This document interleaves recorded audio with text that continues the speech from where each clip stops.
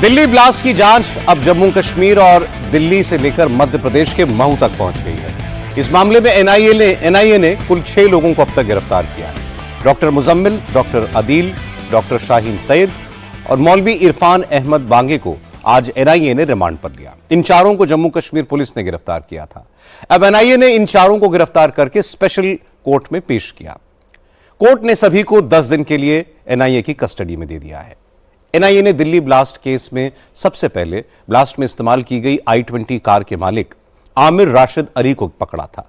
इसके बाद एनआईए ने सुसाइड बॉम्बर उमर उन नबी के करीबी जसीर बिलाल वानी उर्फ दानिश को गिरफ्तार किया और अब एनआईए इन सभी 6 लोगों से पूछताछ करके इस पूरे व्हाइट कॉलर मॉड्यूल का पता लगाने की कोशिश कर रही है। इसके अलावा दहशतगर्द डॉक्टर गैंग का अड्डा बनी फरीदाबाद की अल फलाह यूनिवर्सिटी पर भी शिकंजा कसता जा रहा है। इस यूनिवर्सिटी के करीब 200 डॉक्टर्स और कर्मचारी जांच के दायरे में हैं। इनमें से ज्यादातर लोग दिल्ली ब्लास्ट के बाद यूनिवर्सिटी का कैंपस छोड़कर चले गए हैं। यूनिवर्सिटी के संस्थापक और अल फलाह ग्रुप के मालिक जवाद सिद्दीकी के कारनामे भी अब धीरे धीरे सामने आ रहे हैं। जवाद सिद्दीकी पहले से ही ईडी की गिरफ्त में है। जवाद अहमद सिद्दीकी के खिलाफ चल रही जांच में एक नए घोटाले का पता चला। आरोप है कि सिद्दीकी ने फर्जीवाड़ा करके साउथ दिल्ली में 5.5 बीघा जमीन पर कब्जा किया। जिन लोगों की मौत 53 साल पहले 1972 में हो गई थी, उनके फर्जी दस्तखत बनाकर 2004 में उनकी जमीन की रजिस्ट्री करवा ली। जवाद अहमद सिद्दीकी पर जिस जमीन को कब्जा करने का आरोप है, वो जमीन साउथ दिल्ली के मदनपुर खादर, तुगलकाबाद और तेहखंड में रहने वालों की है। खसरा नंबर 792 में दर्ज इस एग्रीकल्चरल लैंड का मालिकाना हक अब जवाद सिद्दीकी के पास है। यहां पर अल फलाह ट्रस्ट की गाड़ियां खड़ी होती हैं। इस जमीन पर मालिकाना हक का दावा करने वालों ने जवाद अहमद सिद्दीकी और दूसरे लोगों के खिलाफ मुकदमा दायर कर रखा है। मामला कोर्ट में है। आरोप है कि जवाद अहमद और उसके ट्रस्ट ने मदनपुर खादर के रहने वाले लोगों के फर्जी दस्तखत और अंगूठे की मदद से यह जमीन हथियाई। ऐसे लोग जिनकी मौत कई बरस पहले हो चुकी है और अब जमीन उनकी दूसरी, तीसरी, चौथी पीढ़ी के मेंबर्स के नाम से दर्ज है। लेकिन जवाद सिद्दीकी ने इलाके के कुछ लोगों के साथ मिलकर जमीन के असली मालिकों के फर्जी दस्तखत करे, पावर ऑफ अटॉर्नी बनवाई और फिर जमीन की रजिस्ट्री अपने नाम करा ली। यह फर्जीवाड़ा 25-30 लोगों के नाम से किया गया। इनमें कई तो ऐसे हैं, जैसा मैंने आपको बताया, इनकी मौत 50 साल पहले हो चुकी है। ये जो मैं आपको पहले पीछे तस्वीरें दिखा दूं, ये मदनपुर खादर का इलाका है जो कि कालंदी कुंज से बेहद बॉर्डर पर यह इलाका पड़ता है और अल फलाह यूनिवर्सिटी यहाँ पर ये पूरा इस तरीके से दीवार पर छपा हुआ है। और ये जो गेट है, ये बताया जा रहा है कि जावेद अहमद सिद्दीकी की अलग अलग शेल कंपनियां थीं, उसमें से ही एक तरबिया एजुकेशन फाउंडेशन के नाम से ये यहाँ पर जगह बनी हुई थी। और ये जो आप काले रंग का दरवाजा देख रहे हैं, इस दरवाजे पर भी पहले अल फलाह यूनिवर्सिटी लिखा हुआ था। ये आप देखेंगे, देखिए अभी भी अगर हम यहाँ पर पढ़ने की कोशिश करें तो ताजा ये हटाया गया है, आगे फाउंडेशन लिखा हुआ है। तो ये जावेद अहमद सिद्दीकी के नाम से ही अल फलाह यूनिवर्सिटी का एक दफ्तर यहाँ पर चला करता था, तरबिया एजुकेशन फाउंडेशन के नाम से। अंदर की अगर आप तस्वीरें देखेंगे तो कुछ पुरानी तस्वीरें 2015 की निकलकर सामने आई हैं, जिसमें यह पता लगता है कि यहाँ पर कॉलेज की बसें जो हैं वो यहाँ पर अक्सर खड़ा हुआ करती थी। और जांच में ये बात निकलकर सामने आई है, कुछ लोगों ने आरोप लगाए हैं कि 30 लोगों के फर्जी साइन करवाकर ये प्रॉपर्टी हड़पी गई है। और इसके साथ ही ये भी पता लगा है कि इलाके के अलग अलग लोग हैं जो कि अभी कोर्ट के अंदर जिनका केस चल रहा है। कुलदीप सिंह बिधूड़ी हैं, जिनके पास जो डॉक्यूमेंट्स हैं कि उनकी ये प्रॉपर्टी है खसरा नंबर 792। और ये बताया जा रहा है कि 2015 में तरबिया एजुकेशन फाउंडेशन के नाम पे इसकी रजिस्ट्री हो गई थी। और असल में ये बताया जाता है कि नत्थू सिंह नाम के शख्स की जमीन थी, जिनका 1972 में उनकी मौत हो गई थी। और आरोप है कि साल 2004 में नकली जीपीए यानी कि जनरल पावर ऑफ अटॉर्नी बनाई गई और 2004 की जीपीए से 2013-14 में तरबिया एजुकेशन फाउंडेशन के नाम पे रजिस्ट्री करा दी गई और जावेद अहमद सिद्दीकी इस फाउंडेशन का चेयरमैन है। साथ ही ये भी पता लगा, जो लोगों ने आरोप लगाए हैं, ऐसे कुछ लोगों से भी हमने बातचीत की, 25 से ऐसे 30 लोग हैं जिनके नाम पर 2004 में नकली जीपीए बनाई और 2004 से पहले इन लोगों की मौत हो चुकी थी। और ये आरोप है कि फर्जी हस्ताक्षर करवा के इस जमीन को हड़पा गया। हमारे संवाददाता अभय पराशर ने इस मामले की डिटेल में पड़ताल की तो कई चौंकाने वाली बातें पता चली। मदनपुर खादर में खसरा नंबर 792 में करीब 9.5 बीघा एग्रीकल्चरल लैंड है, जो पहले नत्थू सिंह, हरबंस सिंह और शिवदयाल ऐसे करीब 25-30 लोगों के नाम थी। नत्थू सिंह की मृत्यु 1972 में हो गई, हरबंस सिंह का निधन 1991 में हो गया और शिवदयाल 1998 में गुजर गए। लेकिन 7 जनवरी 2004 को खसरा नंबर 792 की 5.5 बीघा जमीन का general power of attorney Vinod Bidhuri के नाम कर दिया गया। मतलब इस पुश्तैनी जमीन की खरीद फरोख्त का अधिकार असली मालिकों की बजाय विनोद बिधूड़ी के पास आ गया। अब इंटरेस्टिंग बात यह है कि यह पावर ऑफ अटॉर्नी साल 2013 में 9 साल पहले बैक डेट में बनाई गई।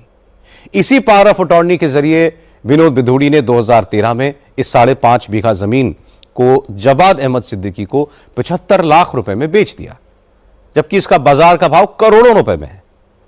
2015 में नत्थू सिंह, हरबंस सिंह, शिवदयाल के असली वारिसों को इस सौदे की खबर लगी तो उन्होंने इसमें शामिल जवाद सिद्दीकी, प्रॉपर्टी डीलर ओम सैनी और विनोद बिधूड़ी के खिलाफ केस दर्ज कराया। हम 5 भाई हैं, हम 5 भाइयों की जमीन है, हमारे 5 के जाली सिग्नेचर है। अच्छा, मतलब उसमें जब जिनकी डेथ हो गई उनके नाम पे 2004 में रजिस्ट्री हुई। हाँ जी। फिर 2004 से 2015 के बीच क्या हुआ? ये हमें नहीं पता, हमें तो 2015 की पता चली है कि हमारे जाली सिग्नेचर है। जो जी सिद्दीकी जी हैं, उत्तरविया फाउंडेशन है और इसमें श्रीओम विनोद जिन्होंने रजिस्ट्री कराई है, ये हमारे गांव के बंदे हैं। अच्छा, इनके गांव के बंदों ने ही आगे जो ये रजिस्ट्री कराई है, ये हमारे जाली सिग्नेचर करके हमें तो 2015 में पता चला। अच्छा, ये बताइए कि 2015 में आपको पता लगा। हाँ जी। शुरुआत में पहले ये जमीन किसकी थी? कोई नत्थू जी बताते हैं ये सारी जमीन उनकी थी? नहीं, ये वो भी इसमें शेयर होल्डर है। नत्थू जी गुजर गए हैं 72 में, उनके ये पड़पोते हैं। अच्छा। और जमीन उनके नाम से, जबकि जमीन 2000 में इनके नाम पड़पोते के नाम चढ़ चुकी है। 2000 में? हाँ जी। और उन्होंने 2004 में इसकी जो है रजिस्ट्री कराई है और कराई है नत्थू जी, जो 72 में गुजर चुके हैं। ऐसे इसमें कम से कम 20 या 30 लोग हैं जो गुजर चुके हैं 2000 से पहले। अच्छा। और जिनके उसमें साइन और अंगूठे लगे हुए हैं। मतलब जिन लोगों की डेथ हो गई 2000 से पहले, जिसमें नत्थू जी भी थे और कुछ बाकी 25 से 30 लोग, 25 से 30 उनके मरने के बाद उनके नाम से रजिस्ट्री हुई 2004 में। हाँ जी, उनके नाम से रजिस्ट्री हुई 2004 में। फिर ये इनके बंदे आते भी हैं हमारे पास, वो बोलते हैं कि भाई, हमने बोला भाई हमारी जमीन है, तुमने कैसे कि आप जो वो पैसे ले लो आप। मैंने कहा भाई जाली सिग्नेचर है, आप कैसे रजिस्ट्री करा लोगे? क्योंकि आप पैसे लेने तो बोलिए, और वो भी अपने अनुसार, नहीं तो जमीन तो आपको मिलनी नहीं है। इस मामले को सबसे पहले नत्थू सिंह के पोते कुलदीप बिधूड़ी ने उस वक्त उठाया था जब जवाद सिद्दीकी के लोगों ने यहां पर कंस्ट्रक्शन शुरू किया। अब ये लोग यहां पर कॉलेज खोलने की तैयारी में थे। कुलदीप बिधूड़ी ने अपनी पुश्तैनी जमीन पर अनजान लोगों को कंस्ट्रक्शन कराते देखा तो एतराज किया। फिर कुछ पैसे देकर उनका मुंह बंद कराने की कोशिश की गई, उन्हें धमकाया भी गया। और जब कुलदीप बिधूड़ी नहीं माने तो जवाद सिद्दीकी ने पुलिस प्रशासन की मदद ली। हालांकि कुलदीप बिधूड़ी ने जवाद सिद्दीकी की ताकत के आगे हार नहीं मानी और वो अब भी अपने हक के लिए लड़ रहे हैं। इन्होंने एक तो नकली जीपीए बनाई जो 2004 की बनाई, बैक डेट की। उसमें 65 लोगों के इन्होंने सिग्नेचर किए, फ्रॉड है 65 के 65। मैंने लोगों से जानकारी जुटाई, जी आप लोगों ने ऐसे बेची, सबने मना किया जी, इस आधार पे ये सिग्नेचर हमारे नहीं है। फिर मैंने इसमें देखा रेवेन्यू के हिसाब से कि लगभग 30 लोग ऐसे थे कि जो 2004 से पहले मरे हुए हैं, उन्हों की जीपीए पे अंगूठा सिग्नेचर है। फिर इस जीपीए के आधार पे ही, मजे की बात है, रेवेन्यू से इन्होंने एनओसी ले ली। इस जीपीए के आधार पे जिस फ्लो में ये नाम लिखे हुए हैं ना, इसी फ्लो में रेवेन्यू ने इसी फ्लो में इन्हीं नामों की एनओसी दी है और उसी आधार पे इन्होंने फिर इस रजिस्ट्री को करा लिया, रजिस्ट्री करा दी। और जबकि रेवेन्यू में वो जमीन है, 3rd 4th जनरेशन के नाम रेवेन्यू में रिकॉर्ड है। रेवेन्यू में रिकॉर्ड आगे 3rd 4th जनरेशन का मिल रहा है और वो पुराने जो 1972 में उनके नाम से रजिस्ट्री हो गई, तो ये रिकॉर्ड मैच कैसे करेगा? मैंने माननीय कोर्ट में गया था, मैंने इनके खिलाफ में एक सूट फाइल किया, सिविल सूट, कि जी मेरी जो इसमें ज़मीन है, मैं किसान हूँ, इन्होंने गलत रजिस्ट्री कराई है और इसमें गलत लोगों के सिग्नेचर किए हैं और मरे हुए लोगों के किए हैं और इसमें हमारी प्रॉपर्टी का भी डिवाइडेशन नहीं हुआ, इस रजिस्ट्री को कैंसिल की जाए। 2015 में भी एक FIR हुई थी इनके खिलाफ। हमारे दादाजी लगते थे नत्थू सिंह, उनके वारिसों ने की थी, उनमें से एक वारिस ने की थी, और उनके नथु सिंह के आज वारिस कम से कम 25 हैं। उनको पता ही नहीं है हमारी जमीन बिक गई है, क्या हो गया क्या नहीं है। करोड़ों की जमीन के घोटाले में एक बड़ा किरदार है विनोद विधूड़ी का, जिन्होंने पावर ऑफ अटॉर्नी के जरिए यह जमीन जवाद सिद्दीकी को बेची थी। हमारे संवाददाता अभय पराशर ने विनोद विधूड़ी से कांटेक्ट किया तो उन्होंने कैमरे पर आने से इनकार कर दिया, लेकिन फोन पर बातचीत में खुद को बिल्कुल पाक साफ बताया और सारे इल्जाम को बेबुनियाद बताया।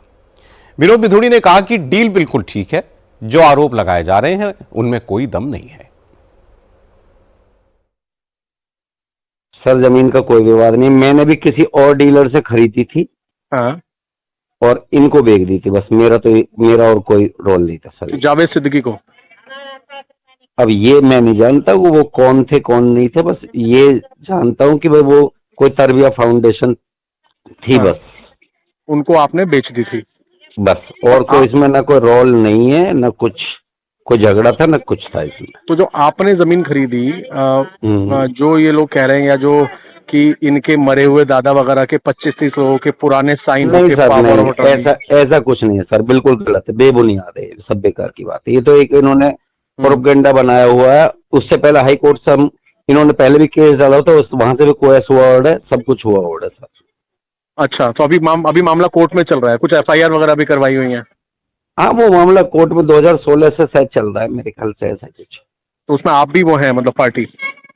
हाँ, पार्टी तो देखो जो इन्होंने जो लगाया तो पार्टी तो हमें भी बना रखा है सर। और ये केस इन्होंने डाला था और हाई कोर्ट से ये कोएस भी हो चुकी है, मतलब FIR खत्म भी हो चुकी है हाई कोर्ट से। वो कुछ किसी 1-2 लोगों ने वापस लिया था ना सर, ये इसमें मोस्टली यही लोग थे। अब ये तो दोबारा केस डाल रहे हैं, दोबारा केस डाल रहे हैं, ऐसा सर कुछ नहीं है, प्लीज। अब इस सबके बीच अल फलाह के संस्थापक जवाद सिद्दीकी के खिलाफ एक और एक्शन शुरू हुआ है। मध्य प्रदेश के महू में जवाद सिद्दीकी के पुश्तैनी घर को गिराने का नोटिस जारी हो गया है। महू कैंटोनमेंट बोर्ड का आरोप है कि जवाद सिद्दीकी के इस पुश्तैनी घर में काफी अवैध निर्माण किया गया है, इसलिए इस पर बुलडोजर चलाने की कार्रवाई की जाएगी। इसके लिए कैंट बोर्ड की तरफ से जवाद सिद्दीकी के परिवार को नोटिस जारी किया गया है। महू का यह मकान जवाद सिद्दीकी के पिता हमाद अहमद सिद्दीकी के नाम पर है। 2021 में जवाद सिद्दीकी ने अपने और परिवार के दूसरे मेंबर्स का नाम चढ़ाने की एप्लीकेशन दी थी, लेकिन अभी उनका नाम चढ़ा नहीं है। महू कैंट बोर्ड के CEO विकास बिश्नोई ने बताया कि जावेद सिद्दीकी के इस मकान का अवैध निर्माण तोड़ने के लिए पहले भी 2 बार नोटिस जारी किए गए थे, लेकिन जवाद और उनकी फैमिली ने इलीगल कंस्ट्रक्शन को नहीं तोड़ा। अब अगर अगले 3 दिनों में वो नए नोटिस का जवाब नहीं देंगे तो बुलडोजर एक्शन किया जाएगा। ये मुकरी महल्ले का एक मकान है, लगभग जो 858 स्क्वायर फीट का मकान है, और ये जवाद के पिता के नाम से, हमाद अहमद सिद्दीकी है, उन्हीं के नाम से है, और जवाद ने इसमें नामांतरण के लिए अप्लाई कर रखा है सन 2021 से। सर, इससे पहले कितनी बार नोटिस दे चुके हैं? मतलब इससे पहले नोटिस तो ज़्यादा बार, लेकिन मेन जो छावनी अधिनियम के तहत 3 बार नोटिस, जो मेन नोटिस है वो तो 96-97 में दिए गए थे। उसके बाद में इंटरमीडिएट नोटिस भी, और अभी फाइनल नोटिस दिया गया है इसको।